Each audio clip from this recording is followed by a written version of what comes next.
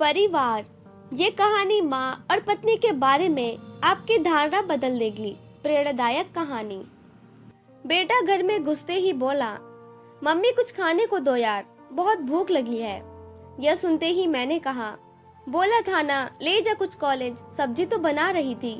बेटा बोला, यार मम्मी अपना ज्ञान ना अपने पास रखा करो, अभी जो कहा है वो कर दो बस। और हाँ, रात को ढंग का खाना बनाना, पहले ही मेरा दिन अच्छा नहीं गया है।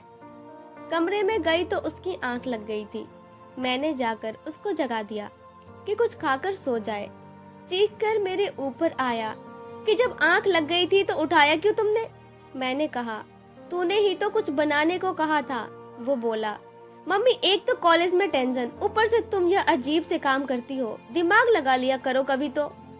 तभी घंटी बजी तो बेटी भी आ गई थी। मैंने प्यार से पूछा, आ गई मेरी बेटी, कैसा था दिन? बैग पटक कर बोली, मम्मी आज पेपर अच्छा नहीं हुआ। मैंने कहा, कोई बात नहीं, अगली बार कर लेना। मेरी बेटी चीख कर बोली, अगली बार क्या, रिजल्ट तो अभी खराब हुआ ना। मम्मी यार तुम जाओ यहाँ से, तुमको कुछ नहीं पता। मैं उसके कमरे से निकल आई। शाम को पतिदेव आए तो उनका मुंह भी लाल था। थोड़ी बात करने की कोशिश की, जानने की कोशिश की तो वो भी चिल्ला के बोले, यार मुझे अकेला छोड़ दो, पहले ही बॉस ने क्लास ले ली है और अब तुम शुरू हो गई। आज कितने सालों से यही सुनती आ रही थी, सबकी पंचिंग बैग मैं ही थी। हम औरतों को भी ना अपनी इज्जत करवानी आती ही नहीं है। मैं सबको खाना खिलाकर कमरे में चली गई। अगले दिन से मैंने किसी से भी पूछना कहना बंद कर दिया। जो जैसा कहता करके दे देती। पति आते तो चाय दे देती और अपने कमरे में चली जाती। पूछना ही बंद कर दिया कि दिन कैसा था। बेटा कॉलेज और बेटी स्कूल से आती तो मैं कुछ न बोलती न पूछती। यह सिलसिला काफी दिन चला। संडे वाले दिन तीनों मेरे पास आए और बोले, तबीयत ठीक है ना, क्या हुआ है, इतने दिनों से चुप हो। बच्चे भी हैरान थे।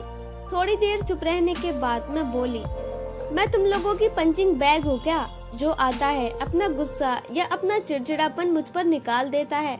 मैं भी इंतजार करती हूँ तुम लोगों का पूरा दिन काम करके कि अब मेरे बच्चे आएंगे, पति आएंगे, दो बोल बोलेंगे प्यार के, और तुम लोग आते ही मुझे पंच करना शुरू कर देते हो। अगर तुम लोगों का दिन अच्छा नहीं गया तो क्या वो मेरी गलती है? हर बार मुझे चिढ़ाना सही है? कभी तुमने पूछा कि मुझे दिन भर में कोई तकलीफ तो नहीं हुई? तीनों चुप थे। सही तो कहा मैंने, दरवाजे पर लटका पंचिंग बैग समझ लिया है मुझे। जो आता है मुक्का मार के चलता बनता है। तीनों शर्मिंदा थे। कहानी से सीख, दोस्तों, हर माँ हर बीवी अपने बच्चों और पति के घर लौटने का इंतजार करती है। उनसे पूछती है कि दिन भर में सब ठीक था या नहीं, लेकिन कभी कभी हम उनको ग्रांटेड ले लेते हैं। हर चीज का गुस्सा उन पर निकालते हैं। कभी कभी तो ठीक है, लेकिन अगर ये आपके घर वालों की आदत बन जाए तो आप आज से ही सबका पंचिंग बैग बनना बंद कर दे।